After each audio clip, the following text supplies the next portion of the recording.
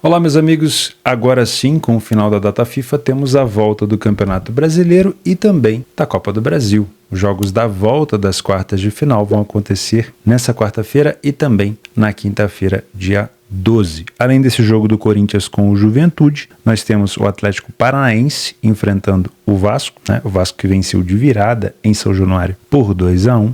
E temos no jogo isolado do Campeonato Brasileiro, válido pela 19ª rodada, jogo atrasado, o Internacional enfrentando no Beira-Rio a equipe do Fortaleza, nesse momento ainda vice-colocada do Campeonato Brasileiro com 48 pontos. Meu nome é Theo Borges, esse é mais um Bom Dia Mercado, nosso planejamento diário sobre apostas e trade aqui no YouTube. Eu espero conseguir te ajudar a fazer o melhor planejamento possível para essa quarta-feira de Copa do Brasil e Campeonato Brasileiro, dia 11 de setembro.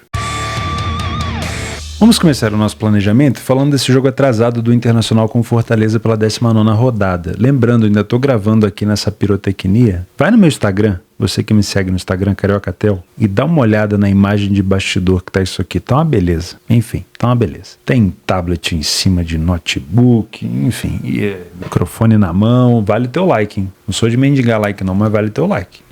E óbvio, se não é inscrito no canal, também fica o convite para você se inscrever. O Internacional, ele tá fazendo os jogos atrasados devido a todo aquele problema no Beira-Rio, por conta das chuvas no Rio Grande do Sul. Se a gente pegar na tabela de classificação, eu cheguei a fazer um comentário esses dias. O Inter, ele tem 22 jogos. O Fortaleza tem 25. Não, tem 24. Quem tem 25 é o Palmeiras e o Botafogo. Mas vamos levar em consideração que o campeonato já vai em 25, O Internacional tem 32 pontos. Se ele soma 3 vitórias nesses jogos atrasados, ele soma mais 9, ele vai a 41. 41 tem o São Paulo, tem o Cruzeiro, 39 tem o Bahia, 44 tem o Flamengo. Você concorda comigo que ainda faltando 13 rodadas para o campeonato, daria tempo para o Inter disputar esse G4? Quiçá até algo maior. E vamos ser sinceros, o elenco do Inter não é ruim não, viu? Pelo contrário, o elenco do Inter é bom e ele é caro. O Inter fez um investimento absurdo no elenco, trouxe o Borré, trouxe o atacante do Equador, que obviamente não está numa paz muito grande com a torcida, mas trouxe. Só que o Inter foi embalado morro abaixo, O Inter foi eliminado pelo Juventude na Copa do Brasil e pelo Racing na Sul-Americana. E agora só tem o brasileiro. Focado no brasileiro, o Inter, nos últimos jogos, vamos pegar aqui, o Internacional empatou com o Cruzeiro fora de casa, vou tirar aqui jogando em casa, empatou com o Cruzeiro fora de casa, 0-0. O Inter venceu o Juventude fora por 3-1. O Inter venceu o Cruzeiro em casa por 1-0. Teve uma derrota no meio do caminho para o Goianiense, é verdade, mas também teve uma outra vitória contra o Juventude, que ali foi logo depois, Foi o primeiro jogo depois da eliminação na Copa do Brasil, para se vingar. Então, se a gente pegar os últimos jogos, tirando essa Copa Gaúcha aqui, nos últimos 6 jogos, foram 3 vitórias, 2 empates e 1 derrota. É um aproveitamento muito mais animador para o torcedor do Inter do que vinha sendo antigamente, Então, eu ainda acho que o Inter pode conquistar grandes coisas nesse campeonato. Porque tem elenco para isso, não é mal treinado e tem jogos a menos. Claro, vai começar a pegar umas pedreiras pela frente. Vai. O Fortaleza jogando fora de casa é um time forte? Não. Ele não é um time espetacular. O Fortaleza, ele jogando em casa, ele é o melhor mandante da competição. Agora, fora de casa, ele não é um time imbatível. É possível do Internacional conseguir surpreender o Fortaleza por aqui, Utilizando o PDF de apoio, nos últimos jogos do Fortaleza fora de casa, ele vinha numa boa sequência, com 4 jogos de invencibilidade, perdeu o último jogo pro Botafogo, por 2-0. Voltando aqui no Radar Esportivo, olha só os últimos jogos do Fortaleza fora. Empate com o Criciúma 1-1, vitória contra o Cruzeiro 2-1, não foi no Mineirão, mas venceu o Cruzeiro. Até aquele momento, se eu não me engano, o Cruzeiro ainda estava invicto em casa. Depois, empatou com o Rosário Central antes de eliminá-lo na Sul-Americana e venceu o Bragantino. Vencer o Bragantino em Bragança não é fácil, hein? Venceu o Bragantino. Só que aí perdeu para o Botafogo. Então, se a gente analisar o contexto geral da competição, o Fortaleza ele não é um super visitante, mas os últimos jogos do Fortaleza, mesmo considerando a derrota para o líder Botafogo, não foram jogos ruins. Vencer o Cruzeiro, tirar a invencibilidade do Cruzeiro, vencer o Bragantino, não me parece os resultados assim tão ruins.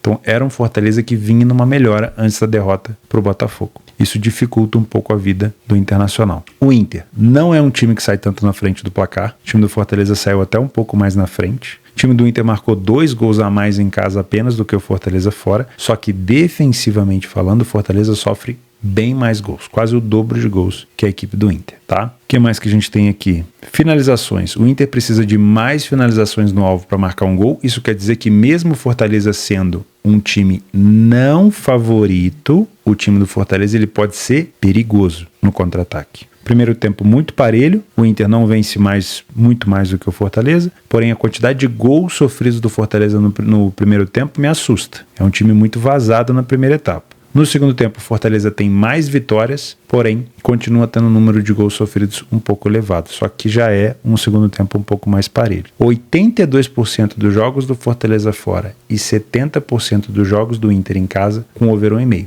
Dá pra gente pensar nesse cenário então? Eu acredito que sim, viu? Eu acho que um cenário para pelo menos 2 gols aqui não é ruim, tá? Quanto é que tá o over 1,5 no pré-live? 1,44. Ela vai melhorar rápido. Dá para levar para o live para buscar uma melhora, tá? Vamos buscar aqui mais informações. É sempre bom a gente trabalhar com mais informações. Ó, 33% dos gols do Internacional foram marcados depois do minuto 76. Então o Inter é um time muito mais agressivo nos minutos finais, ó. Quase 60% dos gols do Inter foram marcados depois do minuto 60. Então, para você que quer pensar no mercado de over limite pode ser legal no final do jogo, porque o Fortaleza também marca, ó, 50% dos gols no segundo tempo, né? E também para você que pensa em buscar talvez uma vitória tardia no segundo tempo, pode ser interessante. O Inter joga muito mais com a posse de bola, como dá para ver aqui nas linhas de escanteios. Isso remete muito, né? Tá muito conectado. E o time do Fortaleza ele é muito mais reativo fora de casa, tá? Então, provavelmente o Inter com mais bola, Fortaleza sendo mais agressivo no contra-ataque. Principal jogador do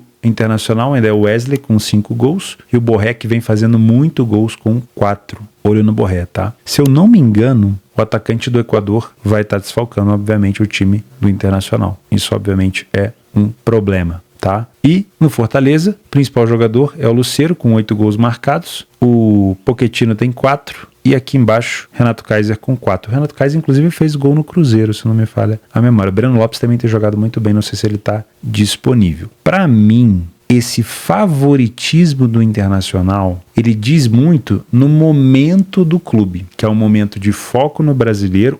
O Fortaleza tem jogo contra o Corinthians no dia 17. Exatamente, na Sul-Americana dia 17, ó, tá aqui. Então, o Inter ele só tem o brasileiro para focar, então o mercado tá levando bastante isso em consideração, viu? Mas eu acho que essa cotação do Inter poderia estar um pouquinho mais elevada. Não acho que é o suficiente para dizer que o favorito pode se complicar. Tem 2 formas que eu utilizo para imaginar uma complicação do favorito. O mau momento do mandante, que não é o caso do Inter. O Inter vem num momento bom, mas a potência ou a capacidade do adversário. Você concorda comigo que a gente está falando aqui do vice-líder do brasileiro? Então será que não dá para pensar assim num Fortaleza complicando a vida do Inter? Talvez nesse sentido faça sentido, né? E quando eu digo que um favorito pode se complicar, o que eu estou falando para você? Eu não estou te dando dica para trabalhar a favor do Fortaleza. Eu estou apenas inserindo uma dúvida na tua cabeça ao ponto de você não se abraçar só no favorito. Se você quer trabalhar a favor do favorito, busca uma odd um pouco mais elevada e, obviamente, confirma esse favoritismo no ao vivo. É só para te plantar uma dúvida, para você não vir muito afoito, tá bom? Vamos falar de Copa do Brasil e deixar o jogo da Série B como complemento? Corinthians enfrenta o Juventude no jogo da volta, depois de perder por 2-1 no Sul. A vitória do Juventude no jogo de ida não foi surpresa para ninguém, pelo menos para mim, tá? A gente, quando fez o planejamento aqui, eu vi aquela cotação do Juventude a 2 e blau e olhei com muito carinho uma vitória do Juventude. Por quê? O Juventude em casa é forte, é forte. Teve suas derrotas, principalmente agora recentemente contra o Cuiabá? Teve, mas o Juventude em casa é forte. E o Corinthians em casa é fraco, a gente sabe disso. Com todo respeito ao Corinthians. Está se reforçando, mas o Corinthians, principalmente no brasileiro, o Corinthians não conseguia fazer nada fora de casa. Acho que o único bom jogo do Corinthians fora, o bom resultado, foi a vitória contra o Bahia, que ninguém esperava, né? Só que, nesse cenário invertido do Corinthians em casa, o Juventude já tem um problema. O gol do Gustavo Henrique no final, ele deu uma sobrevida gigantesca para o Corinthians. Porque você sair do Sul com 2-0 e ter que buscar 2-0 na arena, seria mais difícil. O Juventude poderia fazer um jogo perfeito defensivamente. Agora, você só estar, entre aspas, né, só com um gol atrás do placar, não é um cenário impossível e impensável do Corinthians reverter isso daí. Até porque, quando a gente busca dados do Brasileirão, eu gosto muito de trabalhar com dados do Brasileirão na Copa do Brasil, porque a gente está falando do mesmo nível de enfrentamento. O Corinthians em casa, ele teve apenas 4 vitórias, mas ele é um time que perde muito pouco no Brasileiro. Olha lá, empata, 2 vitórias, 3 empates, mais uma vitória. E essa vitória foi contra o Flamengo, hein? G4. Não é um time que sai tanto na frente, isso é um problema. Vai ter que ter iniciativa, aqui ele vai ter que mostrar iniciativa. Falhou em marcar relativamente pouco, o Corinthians precisa marcar gol e vai enfrentar uma defesa que tem uma média de quase 2 gols sofridos por partida fora de casa. É tudo que o Corinthians precisa, marcar pelo menos 2 gols aqui. Claro, de preferência não sofrendo nenhum, né? De preferência. Só que a defesa do Corinthians sempre tem sofrido ali uma média de 1 gol por jogo. Esse é um problema. Somente em 25% dos jogos o Corinthians não sofreu gol. Então ele vai ter que, diferente do que vem fazendo no Brasileiro, ser um time com iniciativa para sair na frente, ser um time, ou se manter um time agressivo para marcar pelo menos 2 gols e, claro, ser um time melhor defensivamente para não sofrer. O Juventude não tem nada a ver com isso, joga com o regulamento debaixo do braço e ele tem 2 escolhas a fazer. Ou ele pode jogar pelo empate de fato, 0-0, 1-1, 2-2 e blau, e se classificar, assim como eliminou o Internacional, ou ele pode também tentar ser um time safado no contra-ataque, que é cabível, né? Se pensar. O Corinthians vai ter que ir para cima, vai ter que tirar pelo menos 1 gol. Não é um cenário que faz o Corinthians ter que sair desesperado. Se fosse 2-0 seria, 1-0 só não é. Então o Corinthians não precisa se comportar igual um maluco. O Corinthians pode ir para cima finalizando de fora da área, com um gol de cabeça, com bastante bola aérea, bastante bola alçada, achando o seu gol de maneira natural, sem precisar subir linha o tempo todo. Agora, o Juventude vai encontrar um momento, pode ser que esse momento seja no início, mas pode ser muito provavelmente seja no final do jogo, que o Corinthians ele comece a ficar um pouco mais desesperado se esse gol não sair, que é o momento onde a defesa vai subir mais, que é o momento onde o Juventude pode ser mais safado no contra-ataque, pode ser mais perigoso no contra-ataque. O Juventude tem essas 2 escolhas, jogar muito fechado ou jogar contra-atacando. Tentar jogar contra-atacando é um pouco melhor porque tira o ímpeto do Corinthians e a confiança do Corinthians de permanecer no campo de ataque. Agora, se o Juventude só se defender, aí fica um pouco mais difícil se classificar. Pode até conseguir na defesa, né, com um bom jogo, um jogo perfeito defensivo, mas aí você vai ser bombardeado o tempo todo, com uma torcida te enchendo o saco o tempo todo. Isso vai ser muito difícil de segurar, principalmente se o Corinthians fizer 1-0. Porque se ele fizer 1-0 cedo e você não sair para o jogo, você não acordar, você vai tomar o segundo, o terceiro, por quê? A torcida vai te engolir. O ambiente, assim como jogar lá é um ambiente hostil, jogar contra o Corinthians na arena é um ambiente extremamente hostil. Foi aniversário do Corinthians há pouco tempo, o Corinthians venceu o Flamengo, está motivado. Pode ter certeza que se o Juventude não acordar para o jogo, ele vai ser engolido pelo ambiente, pela atmosfera. Então o Juventude tem que saber jogar, tirar o ímpeto, tentar ter posse de bola, sair para contra-atacar. Se não for desse jeito, o Corinthians pode acabar revertendo a situação e é bem provável que faça, tá? Essa cotação de 1,53, para mim que sou um trader, ela só me agrada se o Corinthians jogar contra um Juventude apático. Então, esse é o estilo de jogo que eu quero. Juventude se comportando de uma maneira apática, eu vou estar a favor do Corinthians. Juventude sendo agressivo no contra-ataque, mensurando ali, dosando posse de bola com o Corinthians, segurando um pouco mais a posse no meio, é um jogo para correção de preço. É onde a cotação do Corinthians pode corrigir um pouco mais, tá? Se você é um punter, é muito provável que o Corinthians vença esse jogo, pela atmosfera e também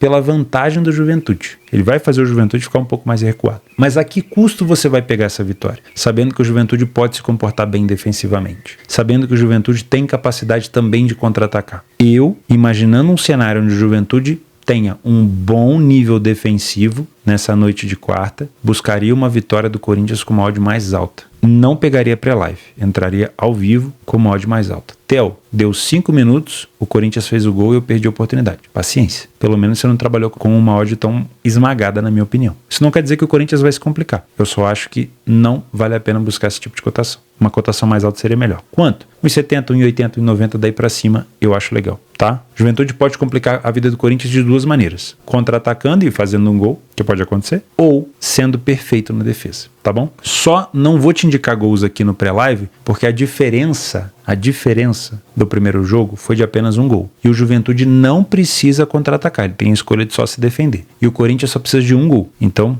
por enquanto, o jogo até tem potencial, mas eu não te indico. Aonde está o cenário legal para gols aqui? 2-0 do Corinthians cedo. Fez o primeiro gol, engoliu o Juventude no ambiente, torcida, pum. Corinthians fez o segundo. Aí, meu amigo, o Juventude vai ter que sair para o jogo e o Corinthians vai ter contra-ataque. Aí é um cenário legal, beleza? Aí pode ser um cenário bom para pensar nesse tipo de situação. Meia hora depois, o Atlético Paranaense enfrenta em casa o Vasco, no jogo da volta também das quartas, onde perdeu em São Januário por 2-1 de virada. Talvez seja o pior momento da temporada do Atlético Paranaense quando se diz respeito à casa, né? Quando a gente olha os últimos jogos do CAP dentro de casa, é um cenário estranho, né? Porque a gente está sempre acostumado a ver o Atlético Paranaense vencendo. Ele perdeu para o Grêmio, perdeu para o Juventude, perdeu para o Palmeiras. Ah, Theo, mas o CAP, e eu sou um cara que defendo muito isso, é um time de Copas. É um time copeiro que está interessado na Copa do Brasil e na Sul-Americana. É verdade. Eliminou o Belgrano, fora de casa, na Sul-Americana. Enfrenta agora, se não me falha a memória, a equipe do Racing, dificílimo na minha opinião, né? E pega o Vasco na Copa do Brasil nas quartas, pensando em avançar. E é favorito, pelo menos para o jogo da volta. O problema é você conseguir desligar a chave e ligar a chave quando for preciso. Porque se uma equipe joga de uma maneira mais desleixada no Campeonato Brasileiro e consegue ligar a chave nas Copas, tudo bem. Agora, será que isso está sendo feito de uma maneira fácil? Porque nos jogos contra o Vasco fora de casa, tanto no Campeonato Brasileiro quanto na Copa do Brasil, parece que o Atlético Paranaense desligou a atenção e tomou virada. Então, eu consigo estipular esse como um dos piores momentos do CAP na temporada. Eu sei que o CAP vai bem na Sul-Americana e eu sei que ele tem total condição de reverter esse placar contra o Vasco. Afinal de contas, se eu não me engano, o Atlético Paranaense vem vencendo o Vasco com muita frequência jogando em casa. Ó. 2019, 4-1. 2020, 3-0. Em 2023 foi 0-0. Em 2024 foi 1-0. E teve mais pra trás, viu? Se eu não me engano, tem 6 jogos de invencibilidade aí do CAP pra cima do Vasco. Deixa eu ver se tem mais informação aqui. Mas eu acho que é por aí mesmo. Ó, 2-2, 5-1, 2-0, 3-1, 1-0, 4-1, 3-0, 0-0 e 1-0. Desde 2011, no que eu tô vendo de informação aqui, o Vasco não consegue vencer o time do Atlético Paranaense. Aliás, desde 2011, da última informação que eu tô vendo. Pode ser que isso dure, ó, muito mais. Então, histórico, o CAP tem. Mas o momento na temporada não é tão bom. Se a gente quiser fazer um parênteses só no CAP das Copas, a gente vai ver, de fato, um time forte. Agora, se a gente usar esse parâmetro aqui do Campeonato Brasileiro, com 5 derrotas consecutivas dentro de casa, realmente a gente vai ficar com uma pulga atrás da orelha. Por isso, talvez a melhor opção seja trazer o Atlético Paranaense pro ao vivo, para saber como é que ele vai se comportar. Lembrando que a vantagem é a do Vasco. O Vasco fora de casa também não vem fazendo um super campeonato brasileiro, né? Eu estou usando dados do Brasileirão. O Vasco saiu na frente em 25% dos jogos fora apenas, não precisa vencer, assim como o Juventude, marcou menos do que um gol por jogo e sofreu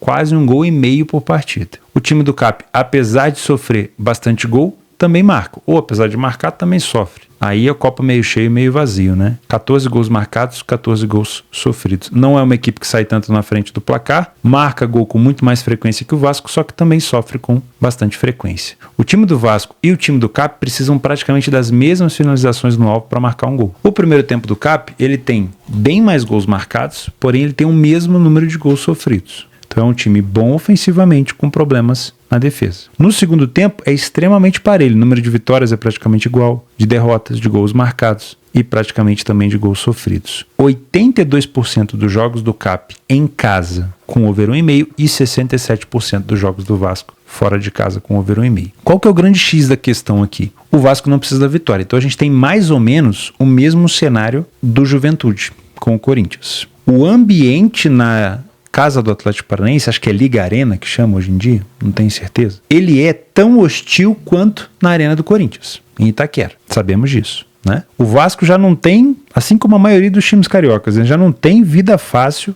jogando lá. Considerando esse tabu, então, nem se fala. E quem precisa do resultado é o CAP. Então tudo indica que a gente vai ter um cenário de bastante pressão, de ambiente hostil e de um Vasco jogando sem a bola, podendo fazer as duas escolhas que eu também comentei que o Juventude pode fazer, que é jogar extremamente defensivo, num jogo teoricamente perfeito na defesa, sem contra-atacar, um jogo fechado, bloco baixo, compacto, reduzido, ou um jogo um pouco mais voltado para contra-ataque e para tirar o ritmo da partida. Cada escolha tem uma reação. Se você escolhe fazer um jogo extremamente defensivo, confiando no seu goleiro, o goleiro do Vasco é muito bom, confiando também na sua zaga, não é ruim de se pensar. Mas o que você vai dar para o adversário? progressão de ataque. O Cap vai roubar a bola já ali na entrada da área, vai alçar na área, o Cap joga muito bem na bola aérea, vai cruzar bastante, vai finalizar muito de fora da área, e isso vai gerar um volume na área do Vasco muito grande. Cara, uma hora ou outra, uma bola desvia,